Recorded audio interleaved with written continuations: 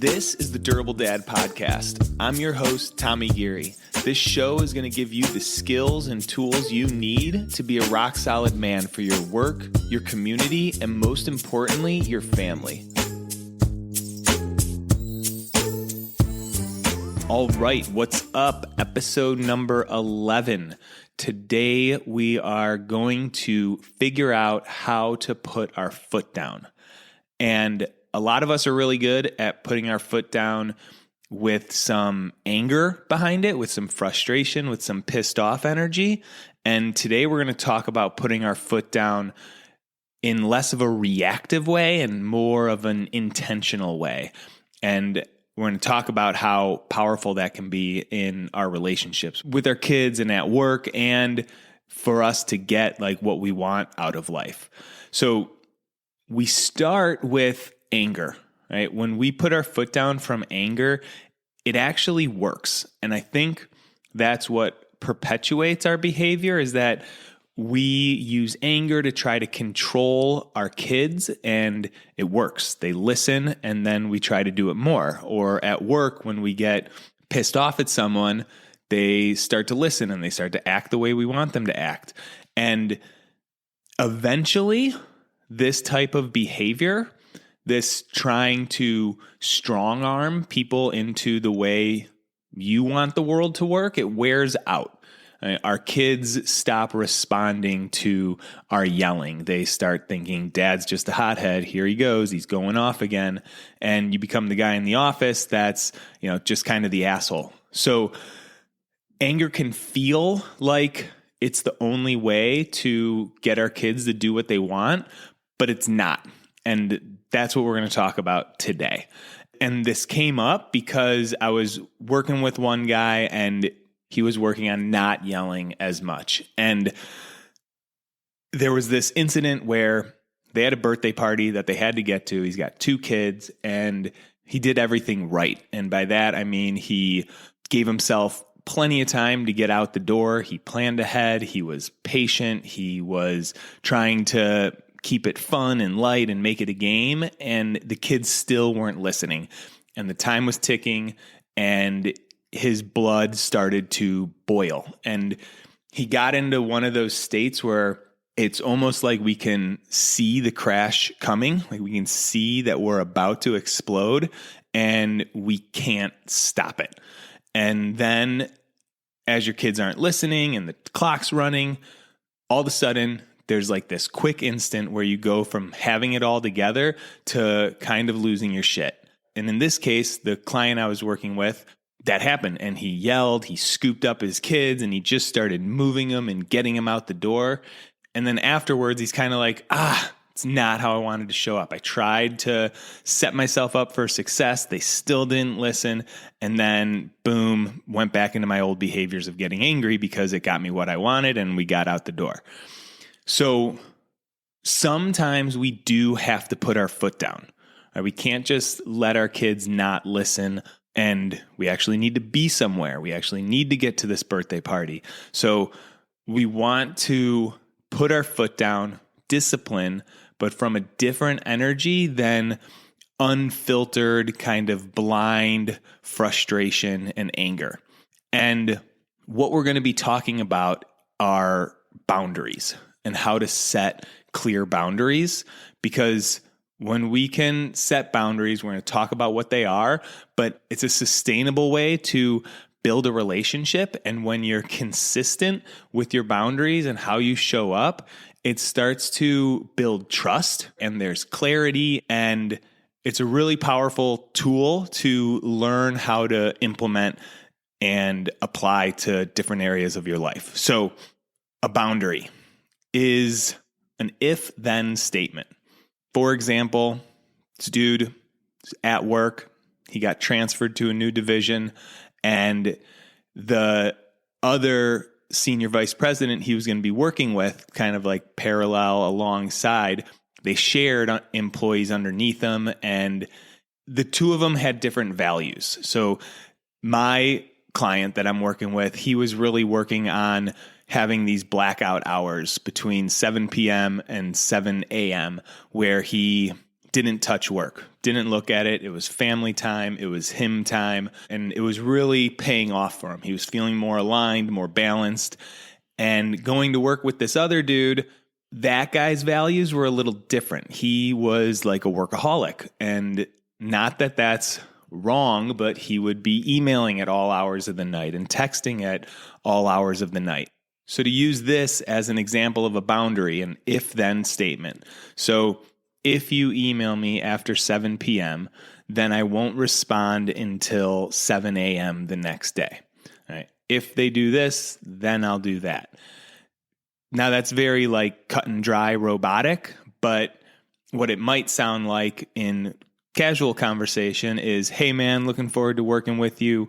Want to just let you know that between 7 p.m. and 7 a.m., I black out my calendar to focus on family and to focus on myself, and I don't touch work during those times. So if you happen to reach out during those times, I'm not going to respond until the next morning when I'm back online. And that's a little more casual what the boundary could look like.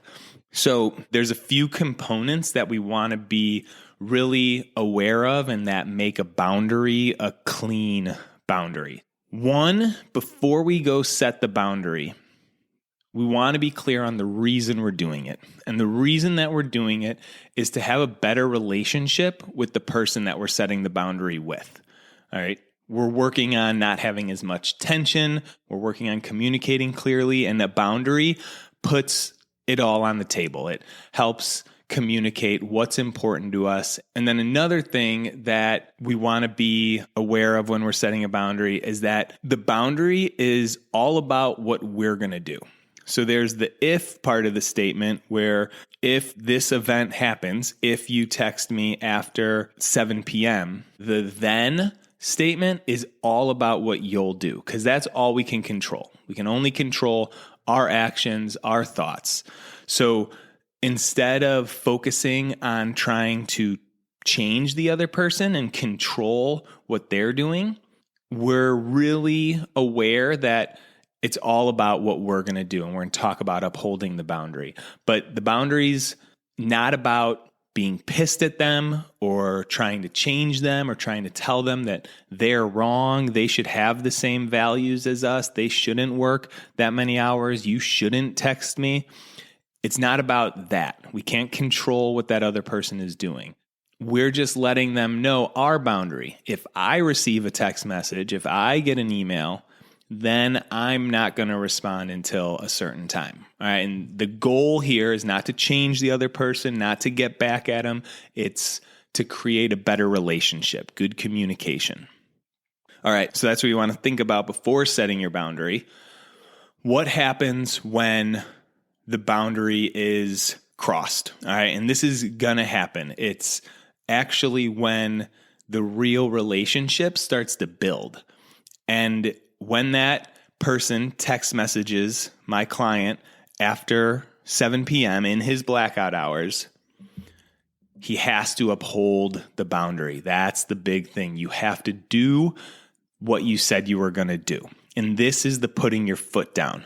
And this is putting your foot down without anger. So boundaries crossed. Let's say a text comes in at 11 p.m. We want to look at our initial reaction, because our initial reaction is probably going to be some of that anger, frustration, like I told you not to do that. You're not honoring what I asked. You're going to get kind of pissed off. This is when the emotional awareness that we talked about in last episode kind of comes in. Like be aware of that anger, that frustration, the thoughts thinking that he should be a different way, not what the boundary is about. What we don't want to do here is respond. Right? We want to uphold our boundary, which is wait until the next day and write back, hey man, getting back to you. I'm back online now. Here's your answer that you were looking for. Whatever it is, we're upholding our boundary, and you'll know you're doing it right when there isn't anger there. So some mind management here is, instead of thinking they shouldn't do this, we can think, yep, this is Jack. He's always emailing at all hours of the night. Of course he's going to do that. That's how he rolls, right? Just allowing Jack, or whatever the heck the dude's name is, to be Jack. not trying to change or manipulate him. All right. And then there's like, that's what that guy does. There's some empathy there. There's some openness, and you're almost putting your foot down without doing anything. The putting your foot down is following the boundary. So that's like a pretty clear example at work with our kids. It's a little different. And the way I like to kind of frame it, it's from this podcast called Good Inside. Dr. Becky, she's got some gold in her podcast if you ever want to listen to stuff on parenting and different tools, tricks, scripts. But for your kids, a boundary could look like, if you're having a hard time listening, I'm going to help and take you there. This is putting your foot down. All right, so let's go back to the guy I was working with that did everything right. He gave himself enough time. He had patience, and then, the switch turned and he went into Hulk mode. At that moment, he could use this boundary. This is putting your foot down. If you're having a hard time, I'm going to do this. When you're a parent and you're a dad in this position, if you can get to a state where you notice the anger coming up, noticing you want to change the situation, and you can get to this script of, if you're having a hard time listening, if you can actually say those words, you're going to be coming from a place of empathy. You're going to be coming from a place of openness, and it won't be anger. An anger boundary looks like, if you don't listen, then I'm going to take the screen away for a week. It's those empty threats, those empty consequences where like we say them and we're like, shit, why did we just say that? Like, I'll be brushing my teeth with my daughter and I'll say, if you don't brush your teeth right now, we're not reading any books. And then I have to uphold that, and she gets pissed, and I'm kind of bummed because I wanted to read her books. Right? Those empty threats are usually coming from a place of frustration. So let's recap. We are working on putting our foot down from a place of openness, empathy, rather than frustration, annoyance, quick reaction to anger. And the way that we're going to do this is set boundaries. So a boundary is an if-then statement. If this happens, then I will do this. And the reason that we're setting boundaries is to create a better relationship with the person we're setting boundaries with. It is not about trying to control the other person. The boundary, this is big, is all about what we will do, because that's the only thing we can control is our actions, our thoughts, our words. So we're going to let the other person do what they're going to do, and the boundary is about what we're going to do. And then once a boundary is crossed, it's really huge to uphold it. It's not even a boundary if we don't uphold it, and we got to be consistent about it. And that's the putting your foot down part.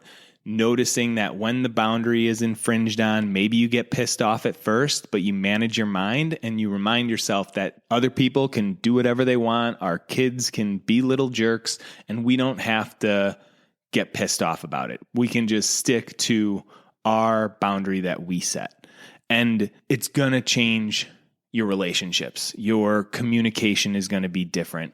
And people actually admire this shit. Like, if you're setting a boundary with your time management and trying to be more productive, and you block out your availability from 9 a.m. to 12 p.m. and you don't respond to emails and you don't go to meetings during those 3 hours, or maybe it's just 1 hour. When we set boundaries and then we uphold them without getting pissed off at other people, that shows that you are someone that can control themselves, someone that's disciplined, someone that's a pretty big badass living an intentional life. And when you do it with your kids, the less amount of time you respond with yelling and anger, the more your kids are going to respect you. And you're setting an amazing example for them that you don't have to try to control other people. You can be more patient.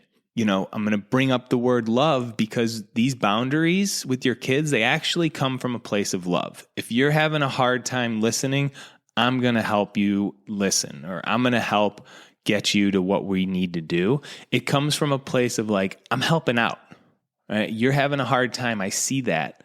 I'm going to help out. And there's love there. And that putting your foot down, being assertive from a place of love and openness and empathy and respect for the other person will bring you tighter relationships, more respect from other people. It's a really powerful tool to learn how to implement and apply to different areas of your life. So that's what I got for you guys today. Boundaries. Hit me up if you have questions about this. Boundaries can get a little vague and confusing in different areas, but that's what I help guys with. TommyGCoaching.com, and have an awesome day.